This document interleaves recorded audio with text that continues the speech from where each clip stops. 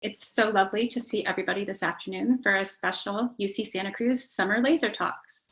I'm Rachel Nelson of the Institute of the Arts and Sciences. LASER stands for Leonardo Art and Science Evening Rendezvous and are an international program bringing together artists, scientists, and scholars for presentations and conversations. For those of you who are familiar with our laser talks, you know that these are short presentations to introduce the work of UC Santa Cruz faculty and other artists and researchers to broad publics. The talks are a unique opportunity for people on campus to learn about the research and creative practices of their peers. Lasers are also how we share this work with audiences in our broader community and beyond. We've been hosting laser talks for 7 years, and one of the delights has always been to gather people together from various fields of research and with different interests into one room. Laser talks don't normally have a theme, so in one evening you might experience a presentation about virtual reality and gaming, genomics in the brain, and mass extinctions and climate change. These are examples of laser talks we've had just in the last year. There's a unique pleasure in being in rooms with people with vastly diverse interests and knowledges to share and make connections. But tonight we're in for another kind of pleasure. Piero Scaruffi is the founder of Leonardo Art and Science Evening Rendezvous, and when COVID-19 began to spread, he reached out to me and to David Deamer and Bruce Damer, the wonderful researchers we're featuring tonight, about hosting a special laser. Recognizing that everyone is now deeply preoccupied with concerns about health and life, Piero had the brilliant idea that we might all want to think about the origins of life and the conditions from which life evolves. While tonight's talk is not about viruses, to ventriloquize Piero a little bit, and Piero, do forgive me for my liberties, it is about getting some perspective. In the midst of current challenges, this afternoon we get to step back to see the profound complexities that beset life even at its very formations. And of course, to get this perspective, who else would we turn to than Drs. David Deamer and Bruce Damer, widely renowned for their studies at the origins of life on Earth. I'm grateful to them for joining us. So for this online event, we'll have a slightly changed program from our normal lasers, including, of course, the online format. It will work like this. I'll introduce Dave and Bruce, and then David will begin. When he's finished his talk, I'll turn it over to Bruce. Some of you might remember that we don't normally have much time for question and answers at lasers. Tonight, however, we will have time for your questions, and I encourage you to ask them as you think of them throughout the program. Just type them into the Q&A box at the bottom of the screen, and what we'll do is get them up, moderate them at the end of the program. But ask them as you think of them. That will help us a lot as we go along. I also want to mention that the event is being recorded and will be archived on the Institute of the Arts and Sciences website, ias.ucsc.edu, and on the UC Santa Cruz Arts and Lectures YouTube channel. Thanks to our friends in University Relations Special Events for making this so seamless. Now to introduce our distinguished guests. David Deamer is a research professor of biomolecular engineering. Over his scientific career, Deamer has maintained a central focus on biological and synthetic membranes. In 1989, Deamer proposed how to sequence a DNA molecule by passing it through a nanoscopic pore embedded in a lipid bilayer membrane. In the next 10 years, first the feasibility and then the proof of this concept was accomplished in collaboration with Mark Acheson.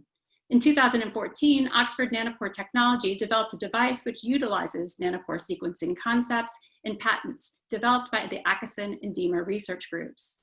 This is only one aspect of Deamer's auspicious career.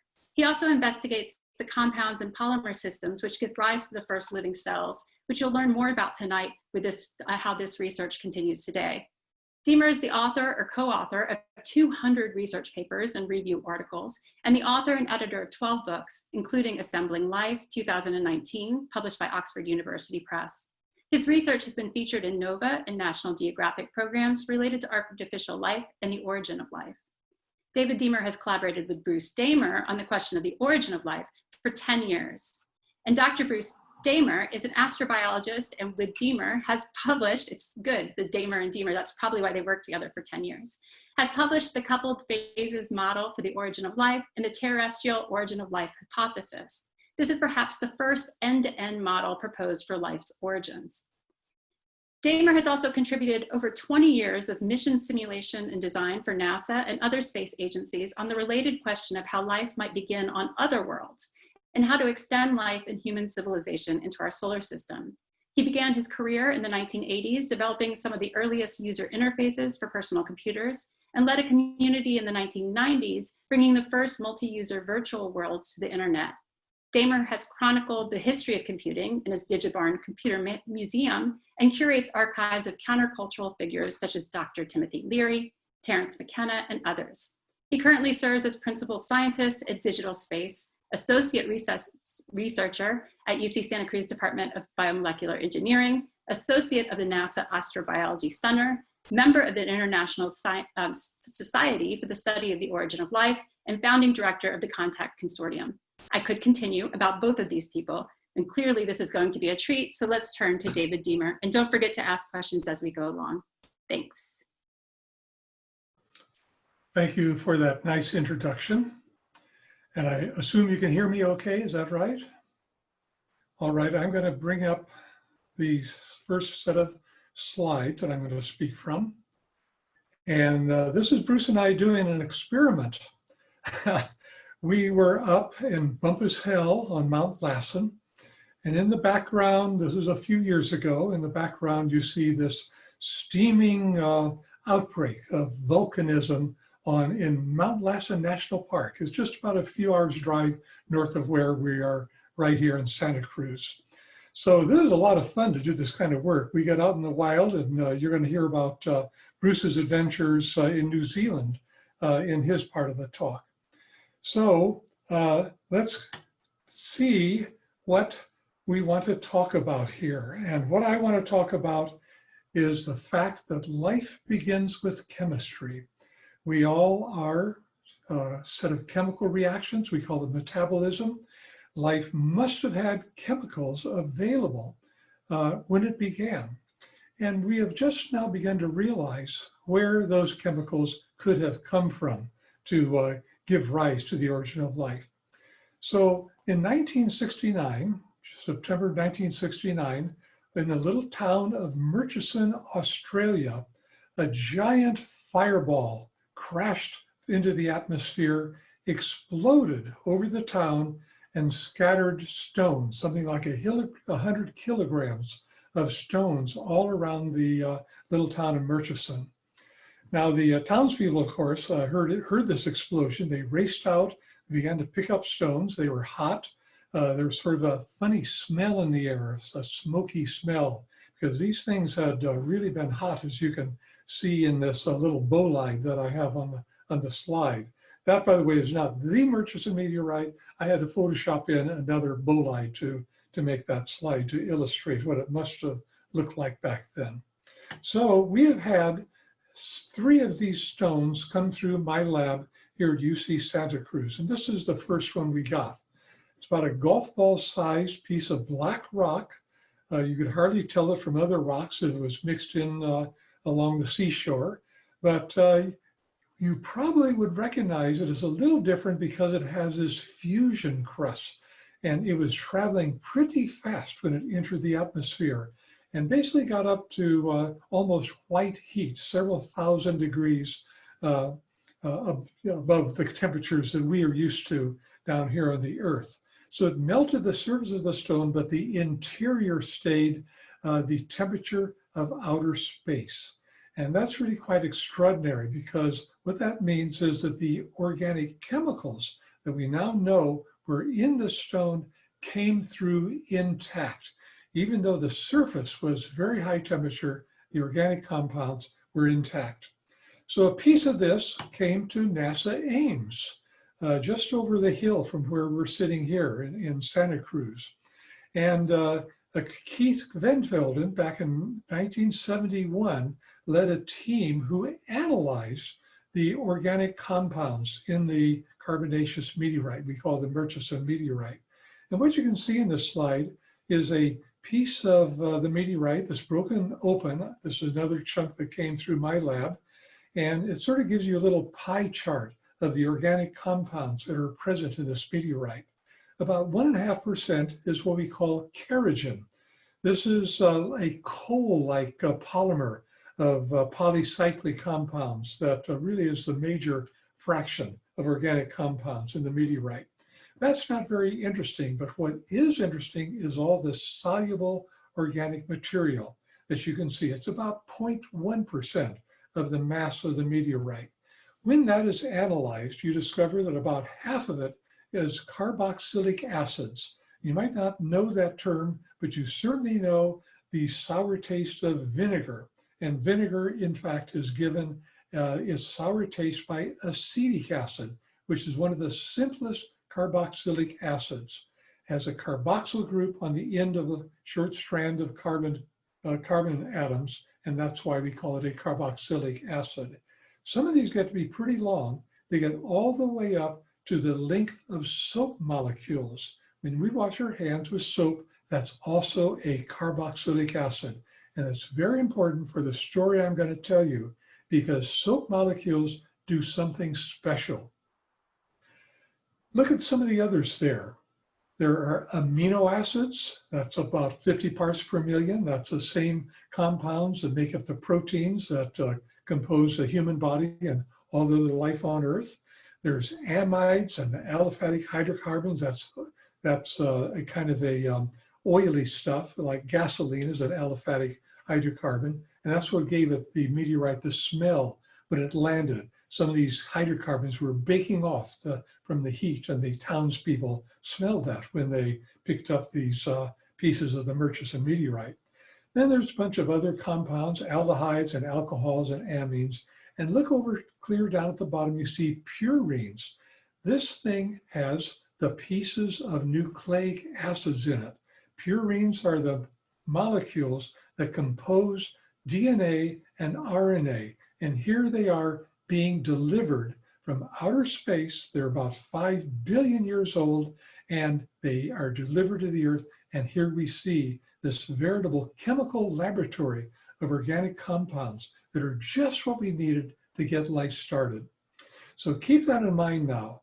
We didn't have to make this stuff to get life started. It was being delivered today, and it was being delivered 4 billion years ago when life began. This stuff was falling out of the sky.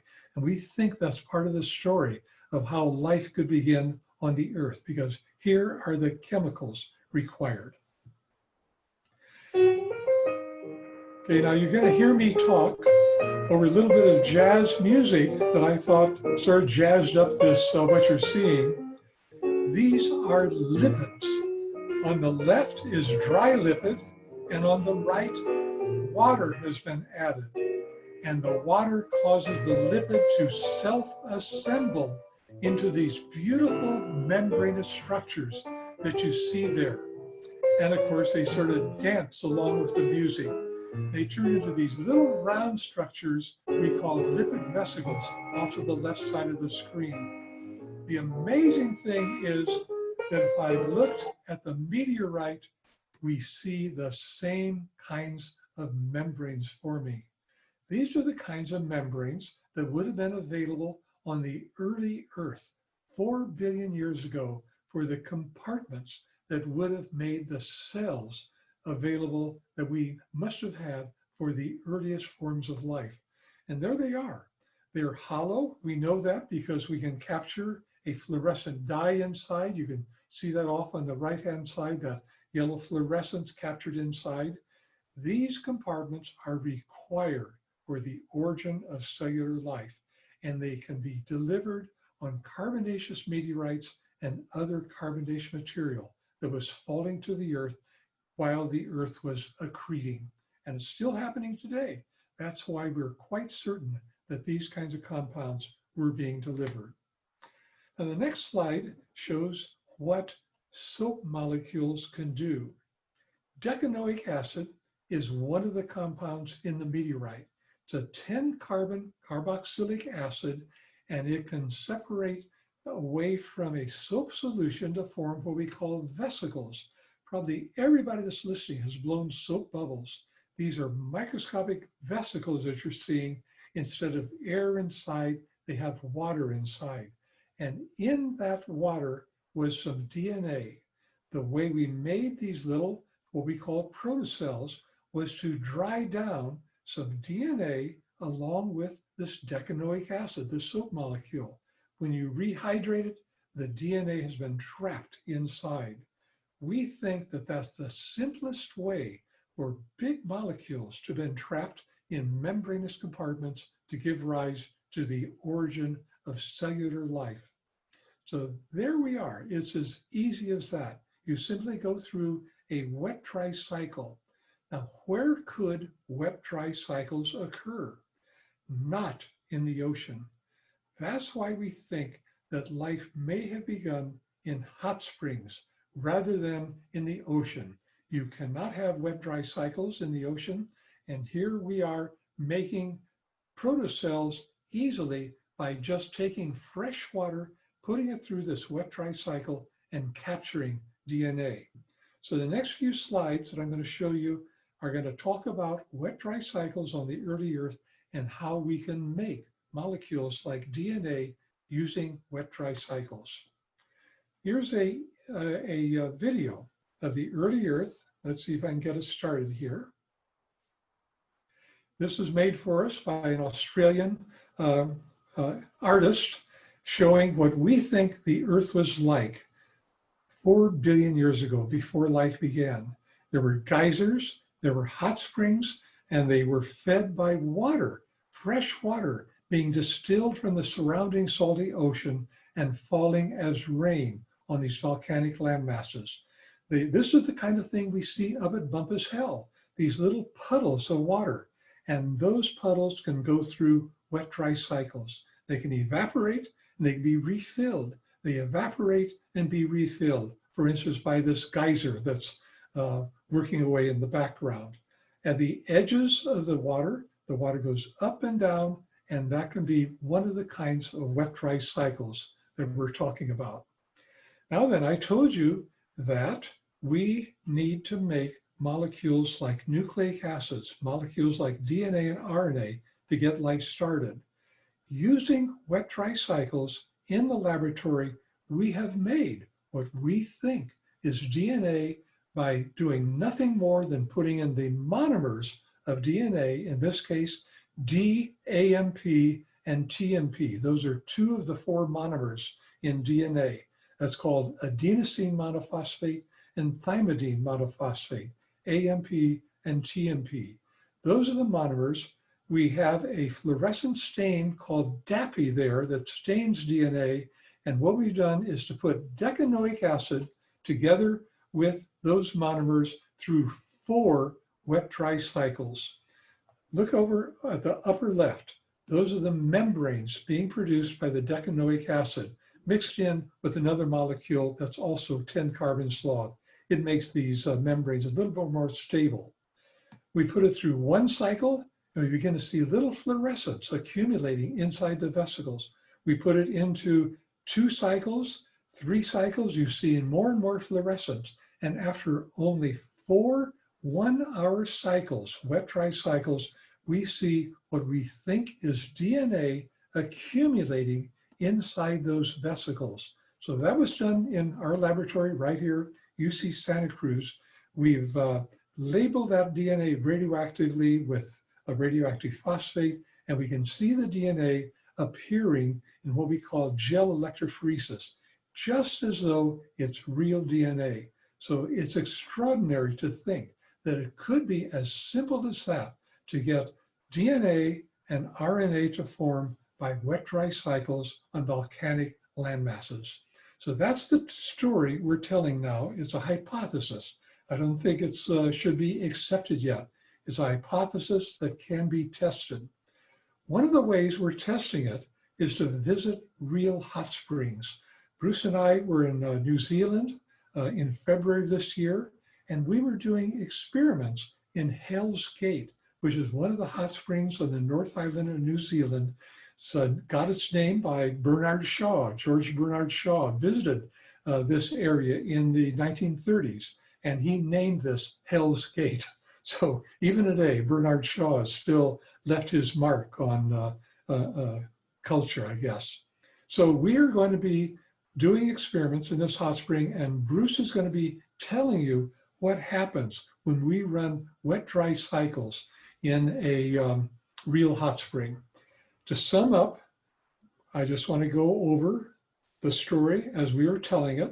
Stardust in the molecular cloud from which the Earth accreted 4.5 billion years ago. Up in the upper left, that reddish cycle is in fact our solar system about 4.6 billion years ago.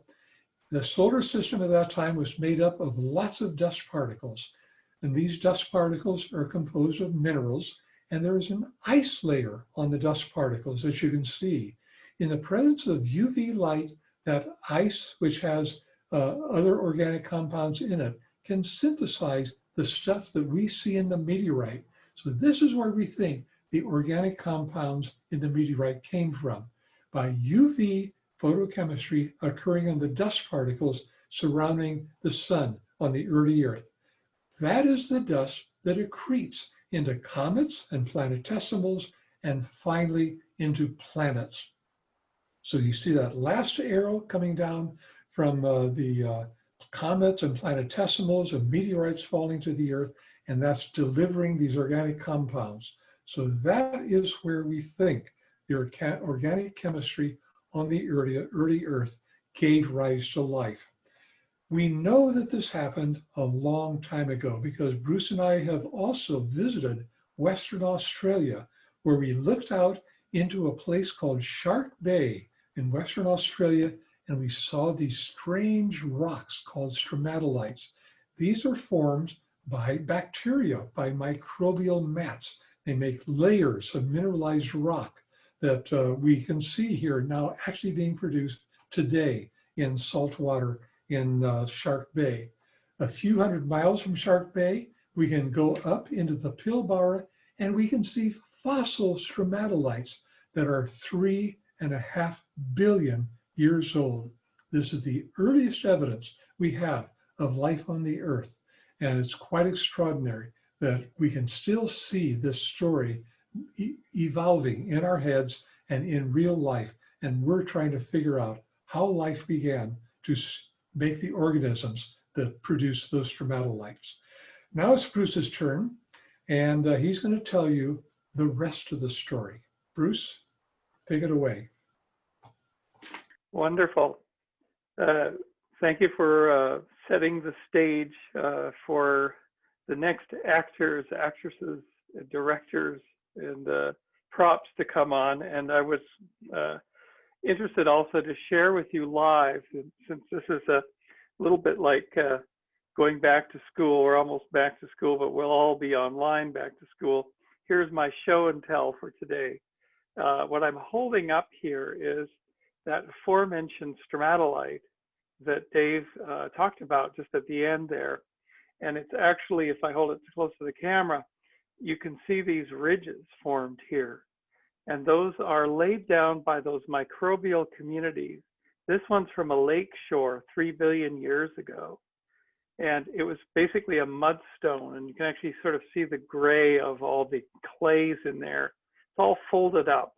It's also red. It's very, very heavy with iron, because the Earth had a lot of iron that had to be oxidized by life for billions of years so that we could get the oxygen that we breathe. So this is an amazing piece of our ancestry right here that Dave and I brought back on our 2015 trip.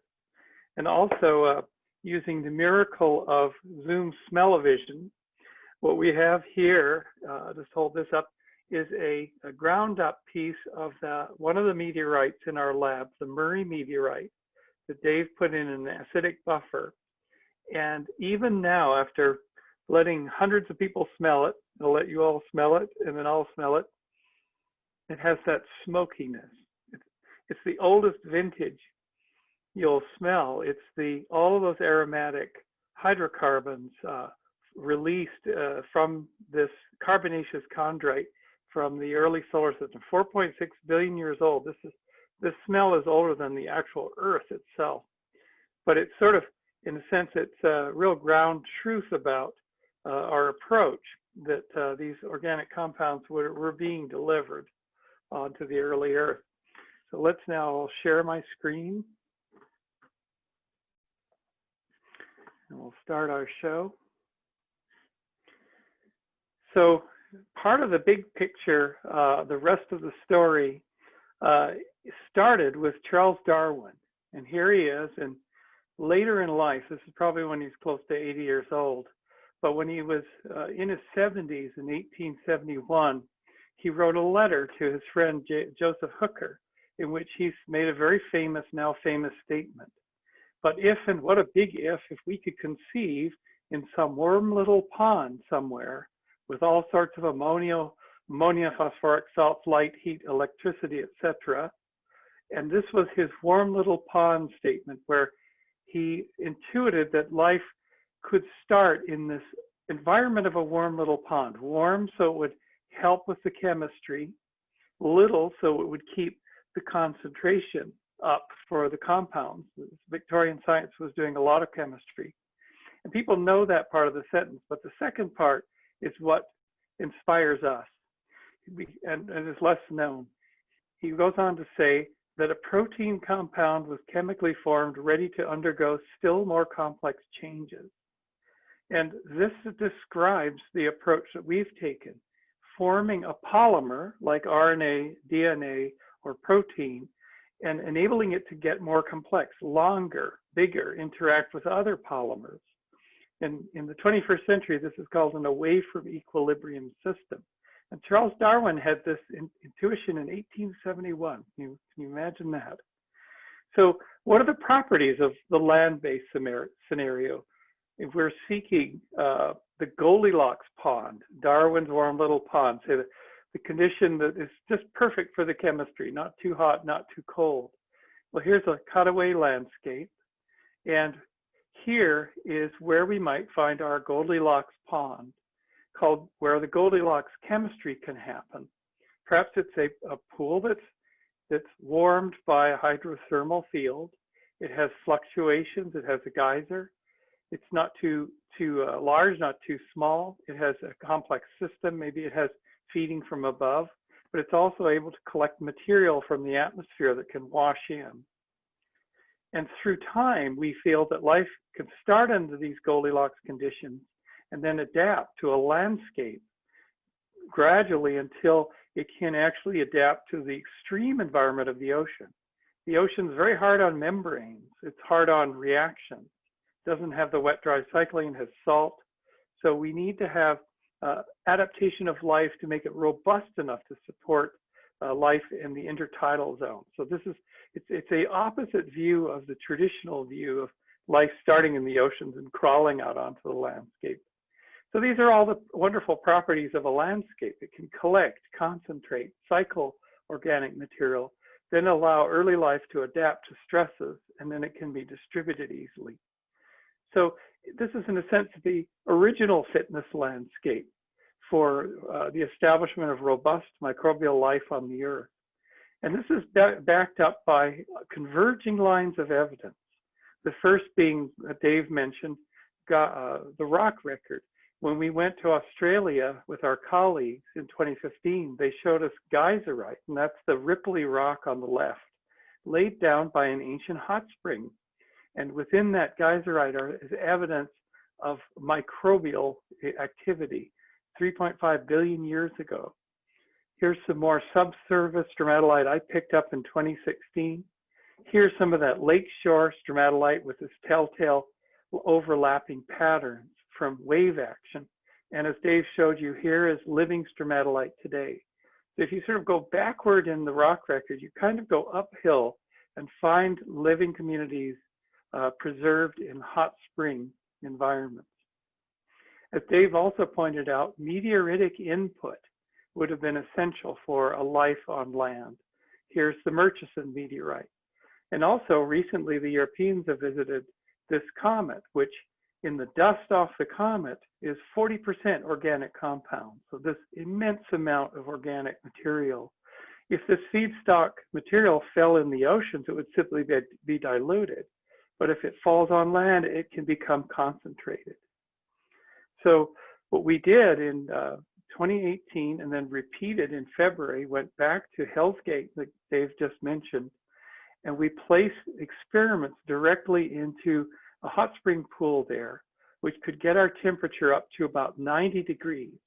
So here's 100 vials with different compounds. The compounds included the lipids, or the membranous material that Dave was talking about, within the vials, also with the building blocks of the monomers of RNA.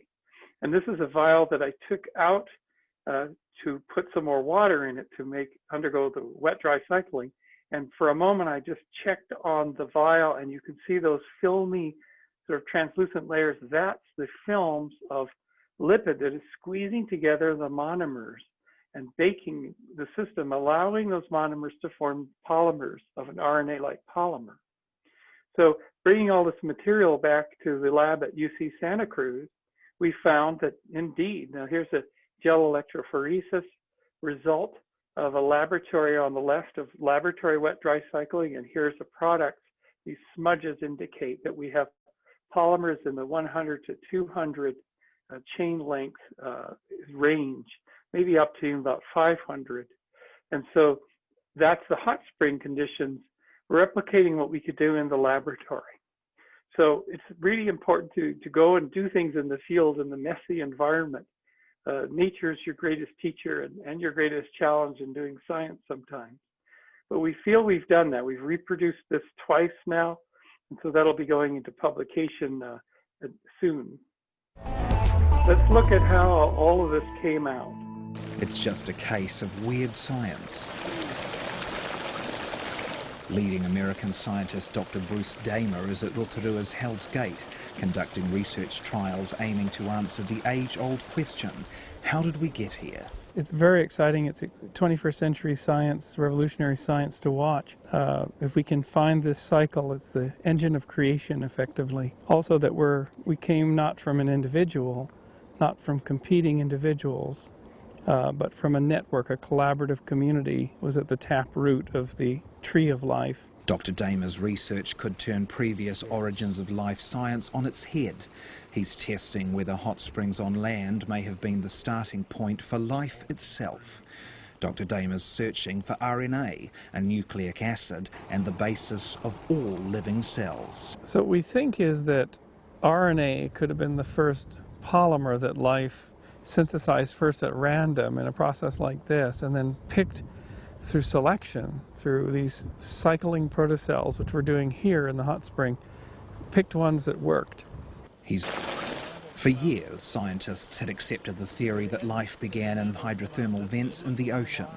Charles Darwin once speculated that biological molecules might form in a warm little pond, and Dr. Damer believes this to be much closer to the truth. If we can show to our colleagues and to the world that we can self-assemble an important biopolymer of life called RNA in a hot spring pool that's cycling, in the conditions that would have been around in the early Earth on these big volcanic islands, our colleagues are really going to seriously look at doing more experiments. And it'll create a whole movement, a whole sort of paradigm shift in origin of life thinking, back to Darwin's warm little pond, only now it's a cycling hot little pool. Jaden McLeod, Local Focus.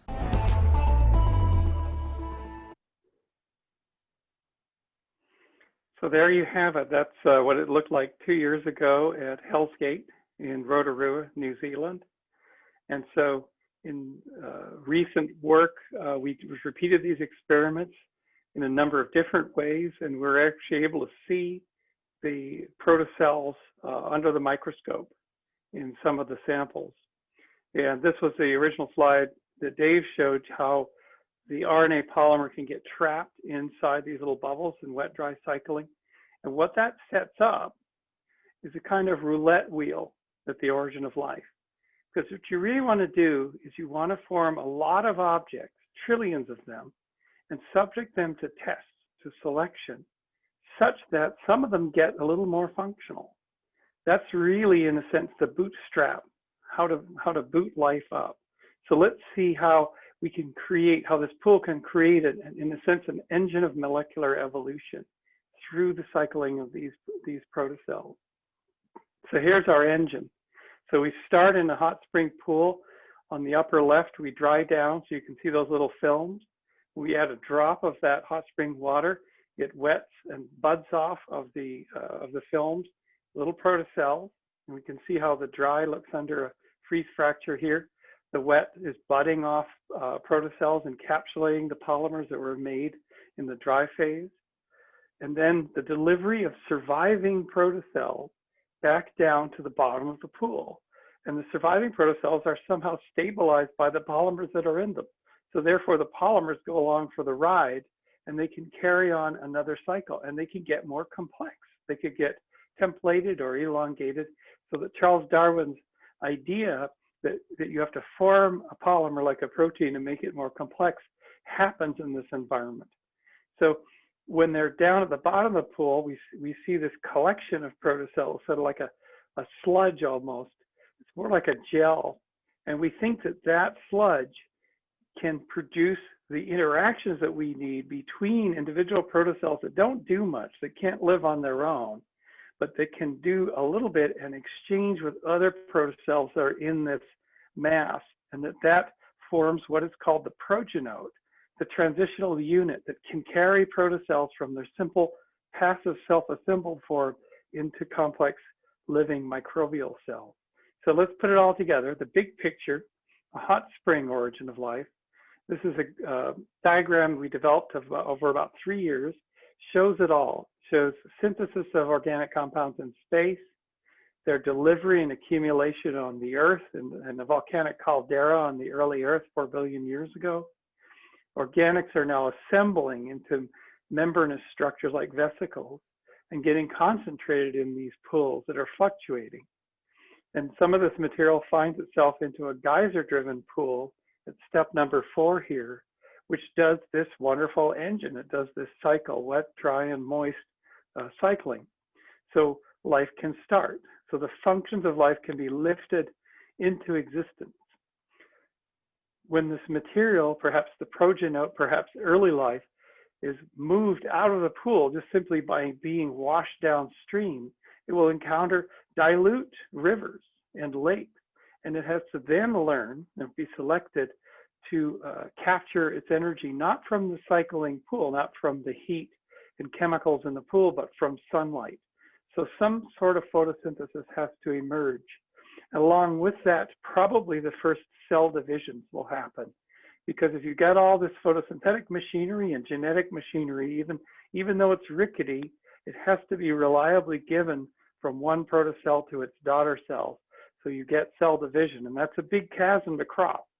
But we think that it happens somewhere there. And once you have life, and it's a little bit more green there, kind of like your pond sludge, it can then flow down into estuaries where it's hit by salt water and tides and lots of turbidity. And it then has to adapt by active development of active pores to equilibrate those salts out. And then finally, you get the marine stromatolites that Dave showed a picture of, which then ring the early protocontinents, and life can go global. And this is where the rock record comes in, this hot spring, the lakeshore stromatolites, and there's a marine, a big, wide, big tower marine stromatolite. And so let's look at 2 implications of this for our thinking about the big picture. You know, we talked about that we're undergoing a real challenge now with COVID and the virus and challenge to our civilization, but the challenges faced by early life to get to complex life, to get beyond that fragile state of those early microbial communities and create robust plant life and what's been called Gaia, the regulatory system of the planet, which needs a lot of life to regulate the gas content of the atmosphere. Well, let's take a look at the 2 alternatives have been proposed. Origin of life from the ocean in these deep oceanic hydrothermal vents. You can see at the bottom here, they contain energy. They contain some of the building blocks for life. They contain this continuous stream of hot water that could provide activation energy, and has been proposed for 40 years that perhaps life can start there. But there's challenges. If a protocell should form, and they can't form easily in salt water, they have to encapsulate a substantial polymer to do a job. And then they have to somehow cycle huge populations of protocells. But in the oceanic vents, they just simply disperse into the cold ocean where there's nothing to eat, nothing to drive them chemically. Then they have to undergo all these challenges of the liquid environment through symbiotic fusion to form marine algae, which then would adapt to freshwater algae and give us land plants. So there's numerous barriers to an origin of life, or the pathway for life starting the ocean to make it to land. We think that there's an easier and more plausible pathway when you start on the land. You're in the hot spring environment, you're adapted to wet-dry cycling, you're adapted to feeding off of the organics that are coming in from space. Photosynthesis can evolve early because it doesn't have to evolve quickly at the surface of the ocean after living on chemicals. It can evolve slowly by being exposed to sunlight from the beginning. We can get a kind of photosynthesis going. Distribution is easy because there's a lot of pools and there's a lot of environments and an easy distribution of this early life material.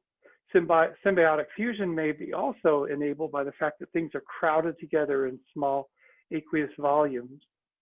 So eukaryote rises, the complex cell, and then that leads to freshwater algae. It's now understood that plants had a freshwater origin of a single-celled origin. So plants actually do have a freshwater lineage, and directly to land plants. At the same time as marine cyanobacteria are also from the land-based origin, they're occupying the volume of the oceans as well. So this is the two alternatives. So this has implication number 2, the search for life on other worlds. Well, the Spirit rover it discovered an ancient hot spring at Columbia Hills on Mars. And when we saw this, Dave and I saw this 10 years ago, we thought, goodness, this could be where life might be preserved, because hot springs preserve life well. But it also could be a last outpost where you might find evidence for life on the surface. And Mars 2020 just launched last week. You can see the launch here on the 30th of July.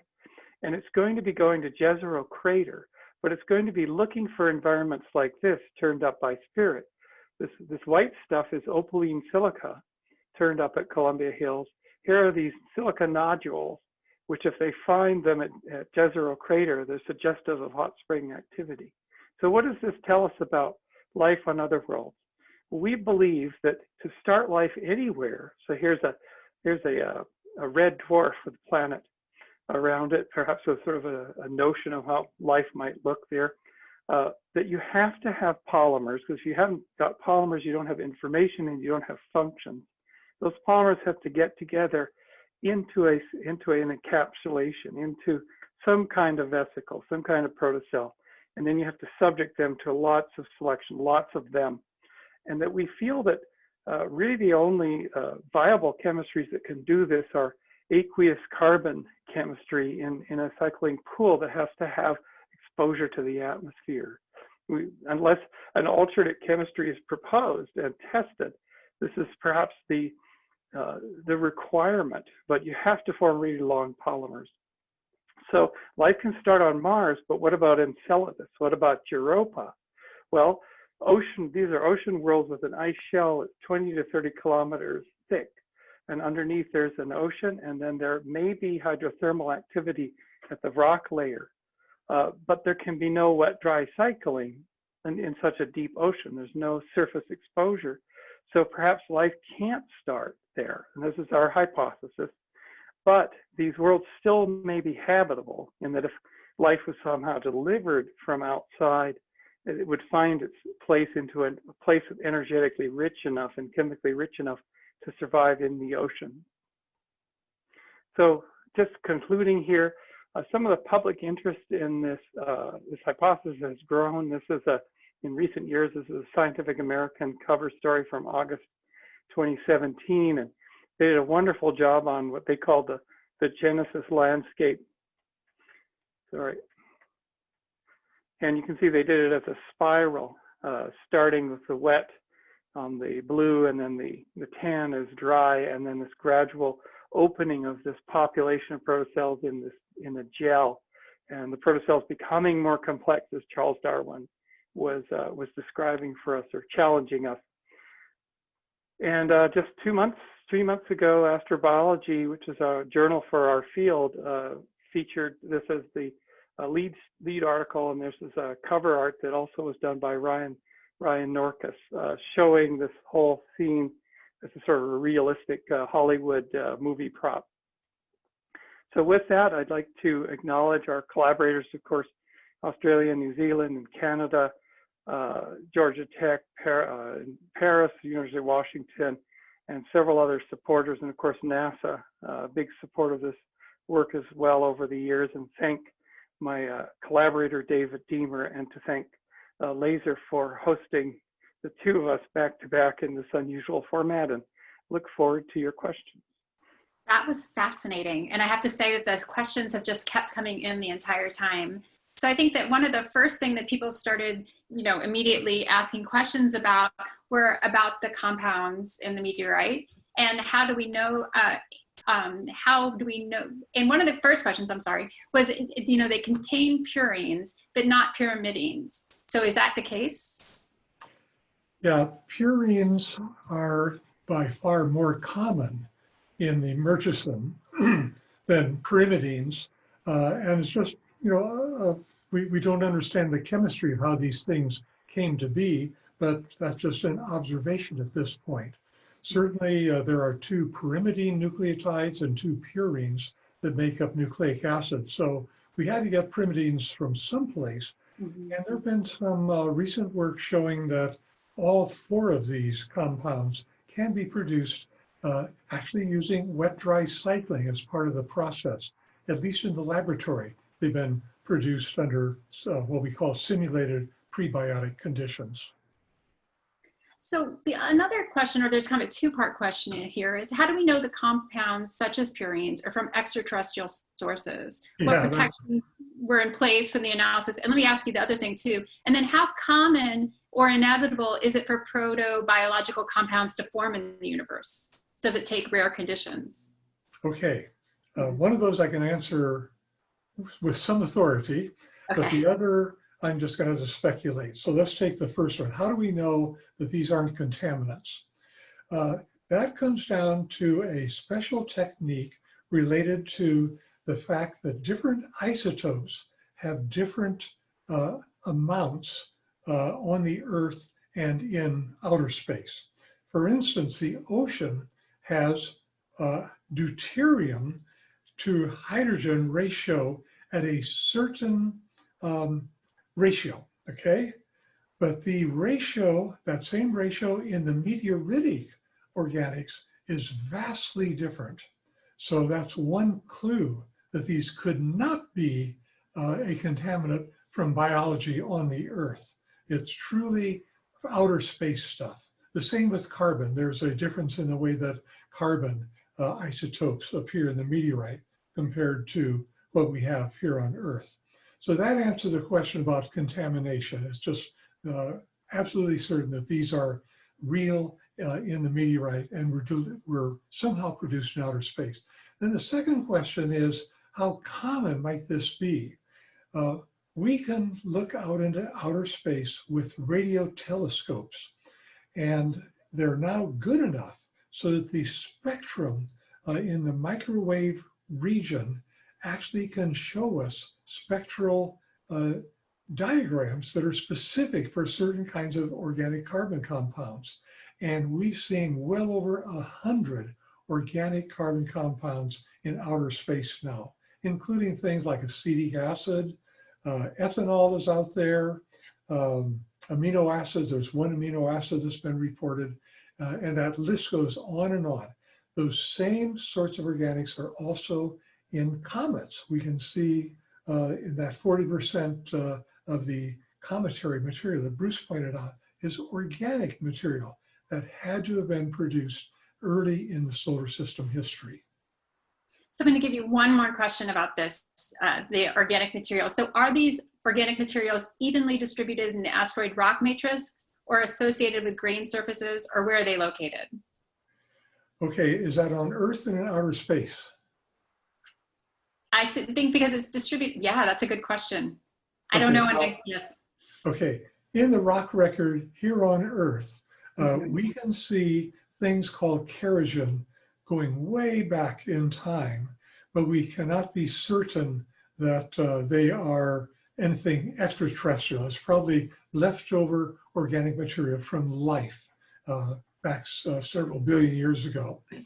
The stuff in outer space is, that's a little bit different. That accumulates, is produced photochemically by reactions on dust grains as UV light hits them. And that work was done right here in the San Jose area at NASA Ames by Lou Amendola.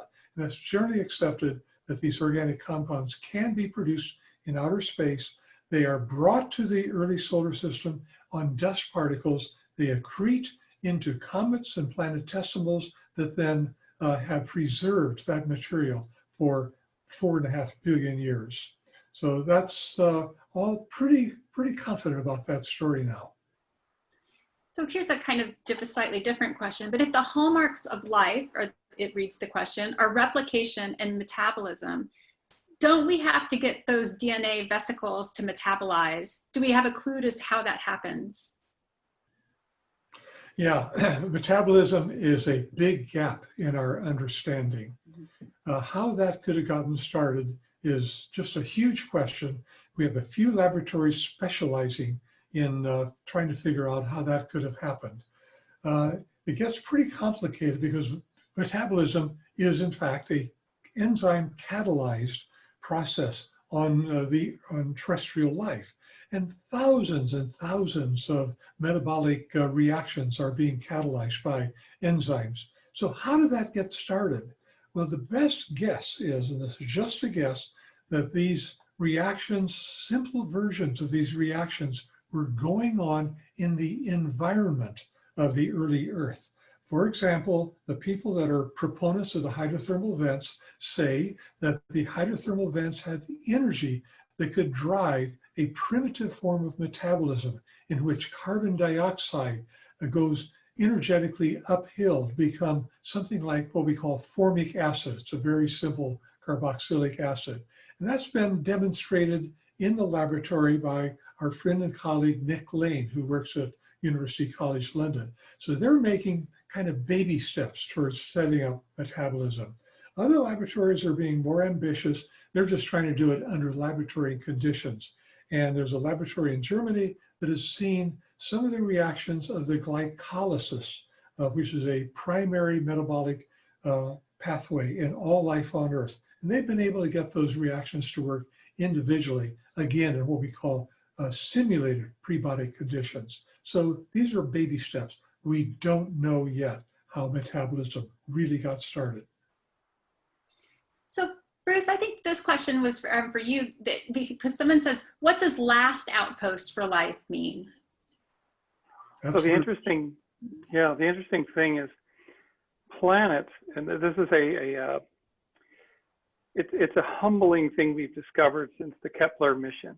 We've now characterized over 3,000 exosolar systems, and we know some of them have Earth-like planets in what we might think of as a habitable zone where liquid water can be maintained on the surface.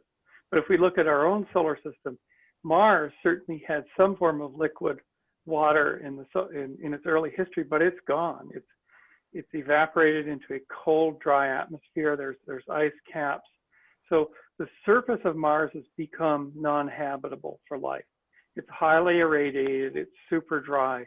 You couldn't set up a greenhouse there very easily. A lot of the concepts of inhabiting Mars are very, very challenging, if not near impossible because of this. So, but what would happen in the history of Mars is if it had an early freshwater rainfall system and it had shallow seas, it would have had clouds dropping that rain near volcanoes. That water would find its way into these hydrothermal systems and bubble up as hot springs. And that's what the Spirit rover found in about 15 years ago. It found a preserved evidence of a hot spring. But so if life started there, as Mars lost habitability and the atmosphere got thinner and thinner and the radiation levels got higher, that early form of proto-Mars life could have escaped down the plumbing system into the rock and would still be there in very salty conditions and salt, warm, wet rock. And that's what the European mission in 2 years is going to try to do, the first drilling, substantial drilling, to see if there's any evidence of living microbes. Mars 2020 won't see any evidence of actual living microbes on the surface, which is sterilizing. But now you could consider that also orbital imaging of Mars shows that there's more recent eruptions of hot spring water onto the surface of Mars that are evident from orbit. So maybe even a few 100 million years ago, there would have been water pushed up by these hot spring systems coming out onto the surface. It might carry life to the surface, the last outpost. So its first outpost and its last place that it would be visible, maybe even preserved on the surface, could be again in the hot spring environment. And this is the arguments we made in our team, which helped the landing site selection for Mars 2020, which launched last week. Look for hot springs because it could be a last outpost. And it's humbling to think that planets die out from underneath life that might start. They don't maintain liquid oceans for billions of years automatically. Venus didn't and Mars didn't. So we got, in a sense, I consider we got lucky by having liquid water around for so long that it could give rise to complex life. It's just kind of an accident of having a large moon being in the right place, not being frozen over, not being baked. We just got lucky. So then to go back to the thinking more about the kind of biological, but how this question is, can chains of RNA be synthesized using this membrane method? And is there noticeable patterns in the way these nucleic acids assemble? Something like AAAAA, TTTTT, or the chains completely random? If we have a mixture of nucleotides, all of them are incorporated into the polymer that we're making. If we have just a single nucleotide, then we get long strings of just that nucleotide. So what we did in that one image that I showed with the fluorescent DNA captured in a vesicle, that was 2 nucleotides, but they would have made a random pattern within the strand of the nucleic acid. I guess I can't know this with any certainty, but the most plausible is that they would simply be randomly distributed because nothing is telling them how to make a polymer. Where we have in enzymes today, these polymers are synthesized on templates. So the template tells the polymer what to be made, and that's how replication of nucleic acids occurs. So given all of this and the potential for new life forms forming on our planet, what's the timeline for new life form growth and formation, someone asks? I might be able to give a stab at that, Dave. Okay. So that's a very, very prescient question. That's a question almost as powerful as Darwin's original question. How long would it take? And if you actually look back, you look at the chemistry of these cycling systems. And I know there's another question related to cycling. If it's minutes to hours, the pool is drying down. It was just refilled by a geyser or by another process. And then it's drying down in minutes to hours, and these films are forming like a bathtub ring. Then they form, they stitch together those polymers, and then the pool's filling back up. If the pool was filled seasonally, the material that we form, our polymers in our vesicles, would break down because water is a universal solvent and will break everything down eventually. It's called hydrolysis reaction. It's the back reaction. So you actually have to cycle in really hours to days, really minutes to hours to days. You have to cycle in order to get that productivity and get that system going. So you could say that protocells perhaps can form and must form quickly. But then does that carry, that's a very good question, does that carry that masses of protocells in their trillions cycling where one learns how to have structural stability, and the next one learns how to make a small pore, and the next one in that community learns how to do metabolism and capture energy and make some of its needed building blocks? How long is that? And that's all subject to laboratory testing and computational work in the 21st century to address that. The challenge we've got is those are little functional things that you could try out with synthetic biology. You could you could make a functional polymer and put it into the system and watch the effect on the mass of protocells. You get more of them returning in that cycle. Does it grow? Does the progenote grow? But getting all the way to a dividing cell, when you think of cell fission and what has to come together in order to make a cell divide into two rather than just budding, which is the way the progenote reproduces its compartments, it's an awesomely large chasm. It's a huge chasm. I'm working on a piece of writing now that hopefully will turn into a book. And one of the chapters is going to be called Crossing the Chasm.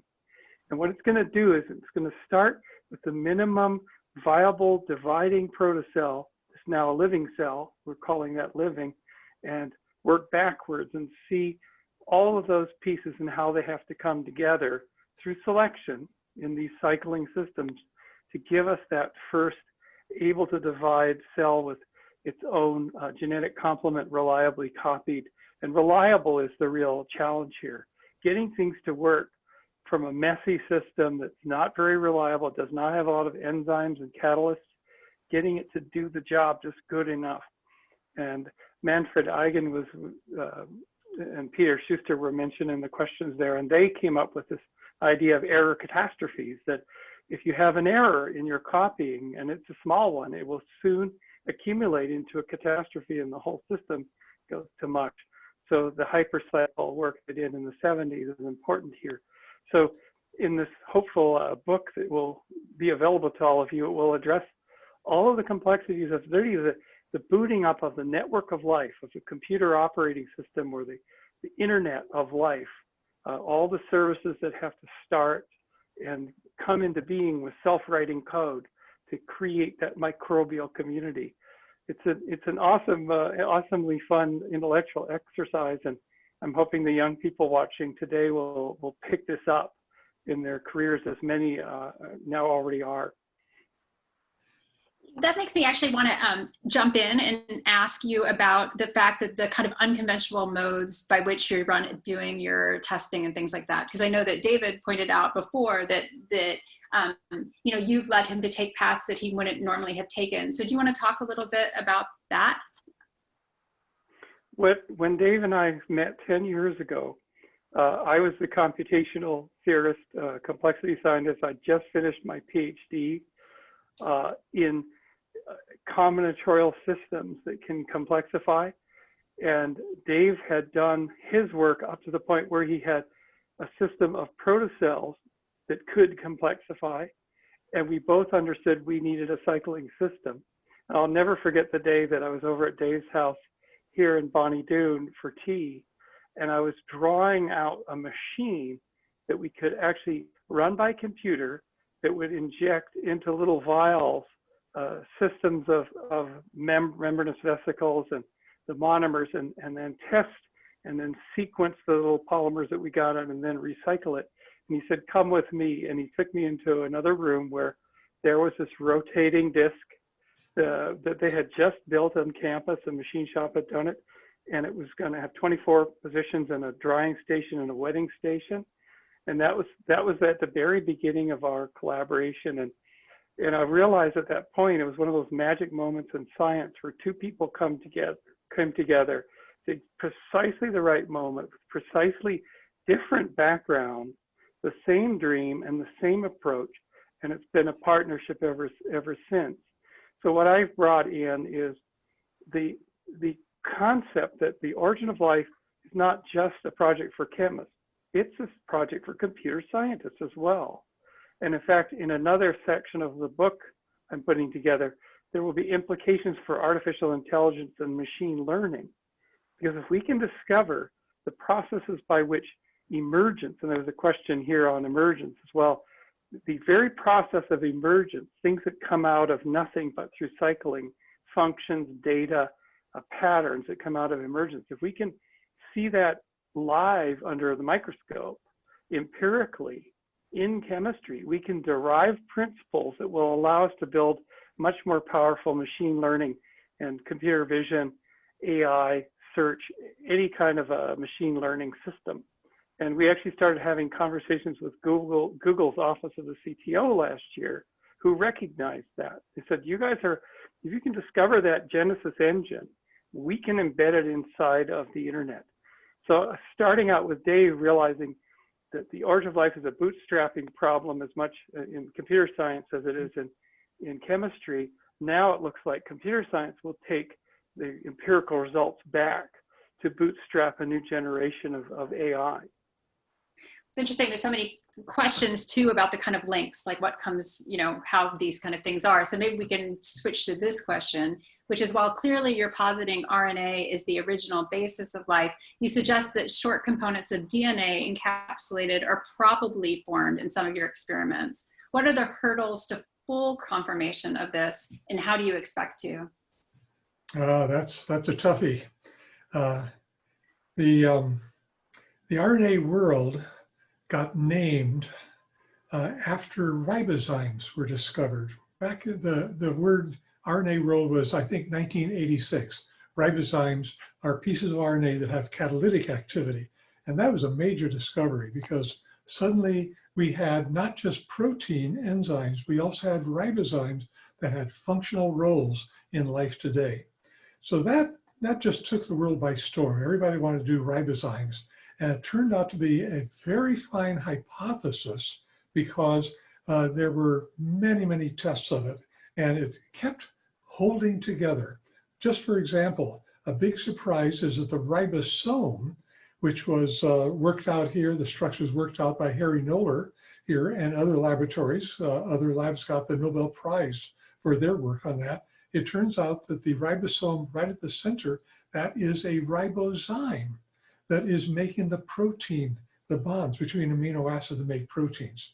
So the RNA world then has been a good hypothesis, but others are now saying, well, why not a mix of RNA and DNA? Why not let them kind of compete for being the polymer? And then they would sort of pick a pathway where DNA would be the sort of the stable place to store information, and RNA would be the active figure that takes that information and delivers it to the ribosome. And you know, you have this kind of shared activity. So people are looking beyond the RNA world. My friend Ram Krishnamurti, in particular, down at the Scripps Research Institute, is an RNA chemist, but he's now saying he thinks that probably DNA was there as well. And they were trying to learn how to work together in a synergistic way where they would increase the complexity of life so that you're not stuck with just RNA or just DNA. So there's another, I think, good, hard question, which is, how do you know that the temperature in the meteorite didn't get over the temperature of space? Oh, when these meteorites have broken apart upon hitting the ground, the interior frosts over. It gets frosty. Mm-hmm. So that's, you know, eyewitness evidence that it's very, very cold. And it's just like the space shuttle, and now this, the most recent SpaceX thing that came in, that reaches the temperatures of the meteorites coming in, several thousand degrees, and yet the interior stays cold because of the insulation. So the interior of these meteorites coming in, because they're big, is insulated from the heat at the surface. So here's another great question. Is there work being done trying to intentionally design very simple self-replicating organic molecules, nucleic acids, using only the chemicals likely to be present on the early Earth? Yeah, that is not being done yet. Mm-hmm. They are doing laboratory work. Jack Szostak and his lab back at Harvard is in fact really on track. He's got DNA and RNA encapsulated in little membranous structures, and he's feeding substrate into that RNA and DNA, and it's growing. There is even a sort of a feedback loop that begins to emerge, which sort of kind of controls the growth of this. So we're getting close, but it's still a laboratory version of life. And I think that's the first big breakthrough that's going to happen in the near future, is we will be taking biochemicals that we're familiar with and getting them to make something that has the properties of life. We're on the way, just still taking baby steps, but we are on the way. The next step, to take the stuff in a meteorite and get that to turn into a living state under prebiotic conditions, that's still out there in the dream world. It's imagination. So this is a more speculative question, but a bit further down the path. But why did all the forms of life apparently remain so simple and basic for so long until the time of the Cambrian explosion? Was there something, do we think that something else special was needed to get from basic life to interesting life? Yeah, Bruce, go ahead if you have something to say. Yeah, there was I think I know what Dave's going to say, and it was a very long time. So if life started at 4 billion years ago, we don't see the Cambrian explosion till, well, 650 million years ago. I took a group up to the Burgess Shale to actually see the shale. We would break the shale apart and we would see these preserved Cambrian creatures, these funny looking mollusk-like things with 13 flaps. And our ancestor Pikaia, which had the first recognizable notochord, like the beginnings of a backbone, the first vertebrate. And it took so long because the Earth was not conducive for complex life. The only energy sources were either chemical or with cyanobacteria with the capture of sunlight, but the communities were layered and very, very compact. And there's only so much energy that you could get out of the system. It wasn't until the rise of these complex eukaryotic cells and the metabolism of oxygen, the Krebs cycle, the citric acid cycle, it's called historically, where you could get a 30-fold increase in energy. You could get all that ATP produced, that you could support much larger bodies, many different processes, things like organs, things like movement, like fishes and things like that couldn't have arisen before the energetic systems, before organelles within a cell, multifunctional cells, differentiated cells. So for all of that 90% of Earth's history, you had the microbial communities, very static evolution. And in fact, in New Zealand, Dave and I went on field trips with the University of Auckland crew, and they showed us stromatolites being laid down in the last several months at some of these hot spring settings. And they leave the same textures in the rock as you're seeing them laying down, geyserite, for example, as you would see in 3.5 billion year old samples. And what Kathy Campbell promoted was these microbial communities are very static. They're based on a model called the consortium model of collaboration. Not a lot of strict competition there. They're exquisitely adapted to their environment. And they kind of reached a peak of their adaptation for that long period of time, because they leave the same fingerprints in the rock as their earliest known ancestors. So I'll hand it over to you, Dave. Yeah, I just was going to say that we have evidence of what is called the Great Oxidation Event. And that was around 2 billion years ago, because the Earth, for half of its history, there was no free oxygen because there was no, the cyanobacteria that were making the oxygen just didn't have time to overcome all of the iron that was dissolved in the ocean that had to be oxidized and turned into what we now know as iron ore before the oxygen could start to get up into the atmosphere and provide this high energy, this high metabolic energy that's required by eukaryotic life. So I have to say, the questions are so great. They're really fun to transmit them and to read them. But so this is, how did the hypercycle theoretical studies by Manfred Egan work into your models? I see it there in your background, says Charlie. So Bruce, I think that's to you. Yeah, in fact, I addressed that a little bit You earlier. did. No, you did. But Dave, do you want to take up Eigen's error threshold?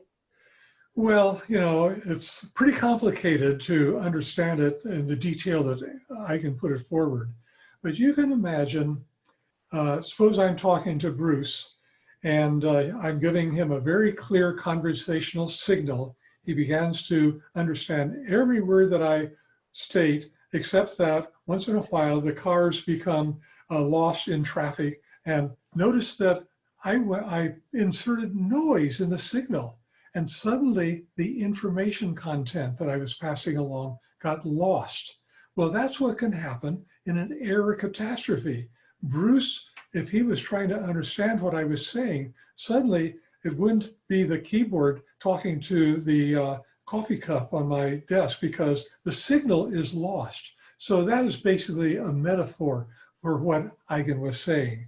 The signal, as long as there's enough of the signal to noise, the signal can survive, but at some point the noise becomes such that the signal cannot continue to be transmitted from generation to generation. So does that make sense? So are there other places in the solar system where similar processes might occur? How similar or how different do you think life forms might be that we find in these other solar system bodies? Yeah. Well, okay, go ahead, Bruce. You had something to say.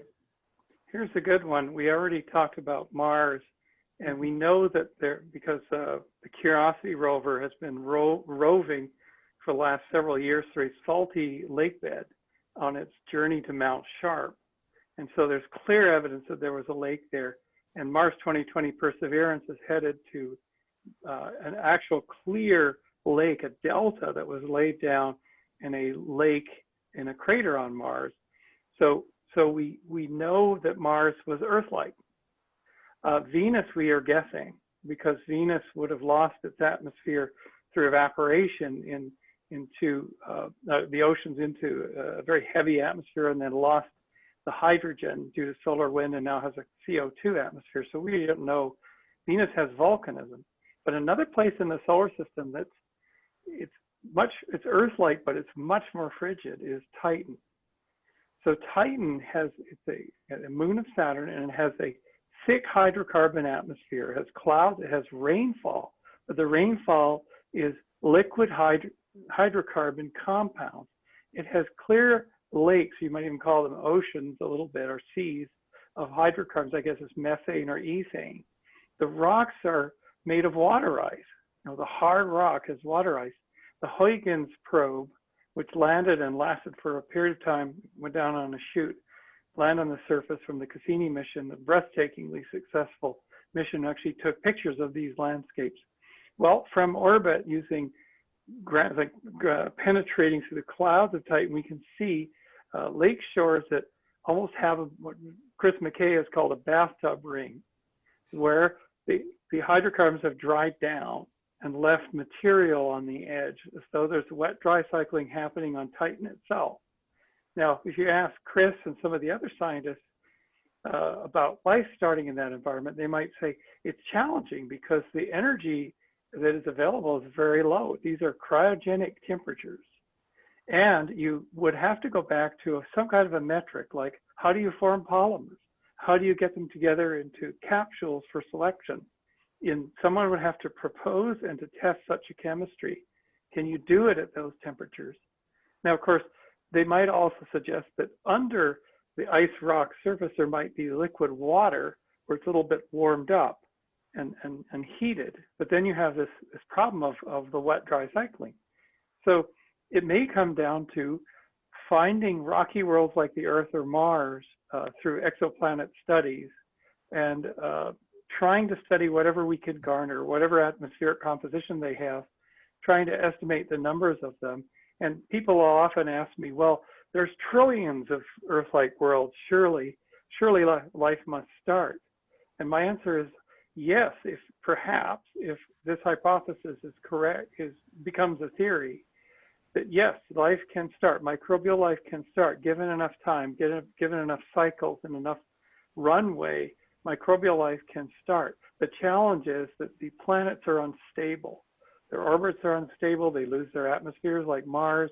So for complex life to get going is a much different question, much more challenging. And we even think that we couldn't have had animal life without major catastrophes happening at the right times, and perhaps the KT impact, we wouldn't have had mammalian life rise if we hadn't had the asteroid impact of 65 million years ago. But it had to happen at the right moment to do the right job for mammalian life and us to rise. So you think of, there's probably thousands of such chance events lining up to lead to us being on Zoom today talking about it.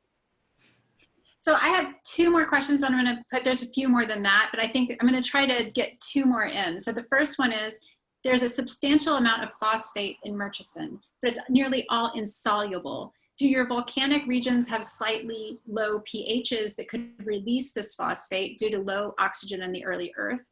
And then there might not have been a lot of indigenous phosphate at the earliest time. Yeah, the phosphate, that's a problem we call the phosphate problem. In the ocean today is at a pH where the calcium in the ocean can form an insoluble mineral called apatite.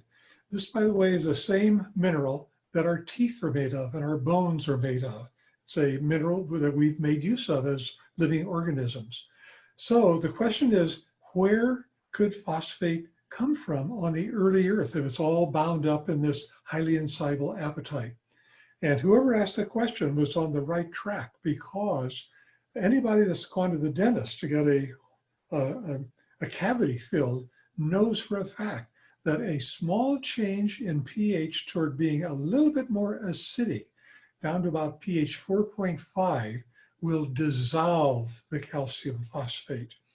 And so in these acidic areas with these acidic pools, my guess is that phosphate can have been available in a soluble form and not necessarily all bound up in apatite. Great. So this last one is from a recent Santa Cruz bioinformation matrix PhD, now teaching at San Jose State.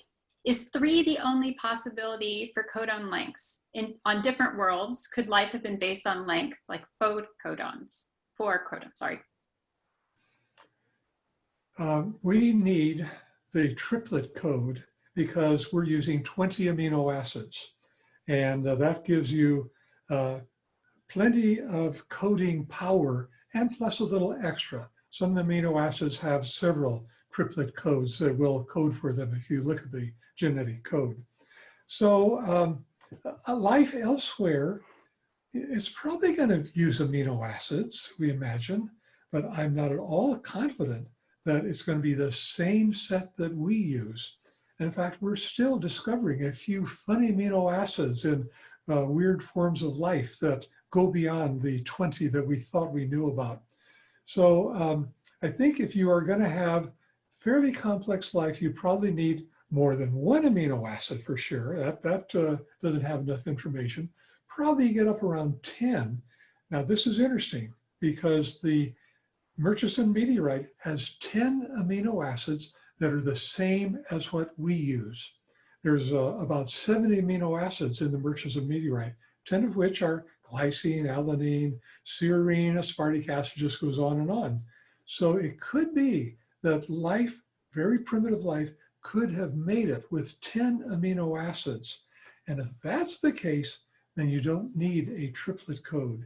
It might be that some other simpler code could actually take care of the most primitive forms of life. I haven't thought very deeply about this, but I think other people have.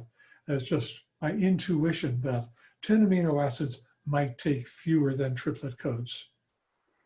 I have to say this was fascinating. It was nice and hopeful, and I really appreciate the generosity of your time and your minds in this. And I really thank very much all the people that came and hung out with us and listened and asked such great questions. I'm sorry for the ones that I missed. There were a lot of questions, so we got through a lot of them. But thank you so much for coming. And don't forget, we have at ias.ucsc.edu, this video will be housed, and we also have another pass laser that will go up soon. We are now transforming, of course, to being able to put a lot more stuff online.